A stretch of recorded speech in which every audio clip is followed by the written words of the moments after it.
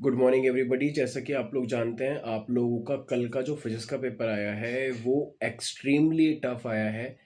मैंने ऑनलाइन भी काफ़ी पोस्ट देखी और काफ़ी सारे पोल देखे जिसमें 70% लोग कह रहे हैं कि बहुत बहुत डिफ़िकल्ट पेपर था। ये इतना डिफ़िकल्ट पेपर था कि अगर जेई और नीट के बच्चे तैयारी कर रहे हैं तो उन वो तक बच्चे नहीं कर पाए हैं। तो मैं सीबीएसई से पूछना चाहता हूँ कि जो आपके गवर्नमेंट स्कूल के बच्चे हैं, क्या वो बच्चे भी इस पेपर को कर पाए हैं क्या? क्या आपने उन बच्चों को नज़र में रख के भी ये पेपर बनाया था क्या? मैं कुछ सीरियस इशू रेस करना चाहता हूँ कि जो केस स्टडी आती है वो बच्चों के लिए एक संजीवनी साबित होती है, लेकिन कल जो केस स्टडी पूछी गई वो भी एक्सट्रीमली टफ थी। दूसरा, जो न्यूमेरिकल प्रॉब्लम है, numerical problem extremely tough they दिए गए जिनके स्टैंडर्ड इतने हाई थे। क्या हमारे ये बच्चे ऐसे न्यूमेरिकल को सॉल्व कर सकते हैं क्या, जो ट्वेल्थ में सीबीएसई के अंदर है?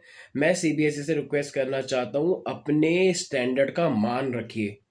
फिजिक्स में ऑलरेडी बच्चे बहुत डरे रहते हैं और पिछली बार भी आपने ऐसा ही किया था, और आपने उसको सुधारने की बजाय रिपीटेशन में आपने उसको और टफ बना दिया। मैं बोलना चाहता हूँ सेट 55/6/1, इसमें क्वेश्चन नंबर 2 and 17 जो थे उसमें ग्रुपिंग ऑफ रेजिस्टेंस बहुत ही एक्सट्रीमली टफ था और ये आउट ऑफ सिलेबस भी बोल रहे हैं। ऐसी सेट 55/6/2 सेट 2 जिसको हम बोल रहे हैं, क्वेश्चन 7 जो था उसमें भी यही सेम क्वेश्चन ऐसा आ रखा है, और सेट 3 में भी क्वेश्चन नंबर 1 and 8 के अंदर भी सेम ऐसे ही क्वेश्चन पूछ रखे हैं। तो ये आप आउट ऑफ सिलेबस कैसे दे सकते हैं? इसी तरीके से अगर हम देखें क्वेश्चन नंबर 30 का सेकंड, तो इसके अंदर जो भी आपने ऑप्शन दिए हैं वो चारों ही ऑप्शन बहुत ही ज़्यादा कंफ्यूजिंग है। मतलब बिल्कुल ही इसमें कंफ्यूजिंग स्टेटमेंट से ये भरा हुआ है। क्वेश्चन नंबर 26 के अंदर ये इनकम्प्लीट स्टेटमेंट है जिसमें अनसर्टेनिटी दिख रही है। तो ऐसे मिसिंग इंफॉर्मेशन के साथ क्या बच्चे इसको अटेम्प्ट कर पाएंगे आपने?